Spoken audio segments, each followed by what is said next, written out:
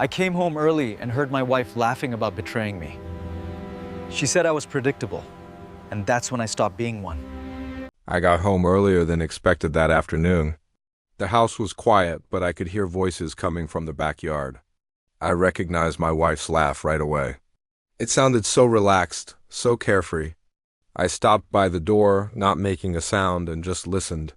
Her friends were there with her, lounging around the patio table. Someone mentioned my name casually, and my wife laughed again.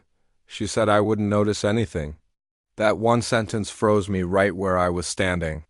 She went on, saying she had everything planned out. It would just be for one weekend. She called me predictable. Her friends giggled along, encouraging her. One of them did warn her, saying it could backfire, but she just brushed it off. "He trusts me too much," she said confidently. Hearing that hurt more than any anger could. I didn't storm outside. I didn't interrupt their little party. Instead, I quietly walked back out the front door, got in my car, and just drove. I had no destination in mind. The initial shock slowly started to wear off, replaced by a cold, hard clarity. I realized the marriage I believed in, the one I cherished, only existed in my mind. It was a one-sided reality. That night I went home and acted completely normal. I gave her a kiss on the forehead before we went to bed. She smiled back, completely unaware of what I knew. I barely slept a wink.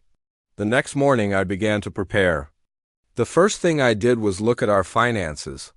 I started documenting everything calmly and methodically.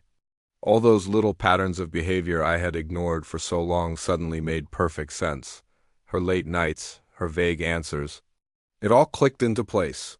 I found a lawyer and consulted with him discreetly. I wasn't interested in revenge. I didn't ask how I could hurt her. I asked how to protect myself. The weekend she had planned so carefully arrived much faster than I expected. She packed a small bag, acting all cheerful. She told me she was going to visit some friends for a couple of days. I looked her in the eye and wished her a safe trip. The moment her car pulled out of the driveway, I put my plan into action. Our joint accounts were separated, all done quietly and legally. I changed access permissions to things we shared. I removed myself from any shared liabilities that could come back to haunt me. I called my close family members and gently told them what was happening. I didn't spread rumors or badmouth her. I simply told them the truth. She came back on Sunday evening, looking confident and relaxed. I'm sure she expected me to be waiting for her, maybe with dinner ready. Instead, she walked into an empty house. On the kitchen table, there was a single note. It said I knew everything. It said I deserved honesty. And it said the consequences had already begun. Her calls started coming in, one after another. I let them ring. When I finally picked up, my voice was calm. She tried to deny it at first. When that didn't work, she started crying. Then came the anger, the accusations, but none of it moved me. I was past all that. I simply told her, "I overheard your conversation in the backyard." A long silence followed on the other end of the line. Finally, she asked if this was my revenge. "No," I said. "This is self-respect." The divorce proceeded without any drama. Her friends, the ones who had giggled along with her plan, distanced themselves from her almost immediately. The person she was planning to spend that weekend with vanished from her life. The reality of her actions slowly began to sink in for her. For me, my new reality settled in peacefully. I moved into a smaller place.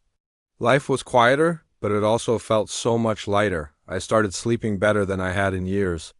Months later, she reached out with a sincere apology. I accepted it, but I didn't reopen that door. I learned that forgiveness doesn't require a reunion. This whole experience taught me a couple of powerful lessons. First, betrayal often starts with arrogance, with the belief that you're smart enough to get away with it.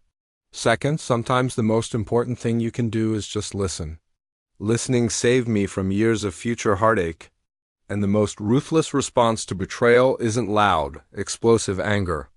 It's quiet, methodical preparation.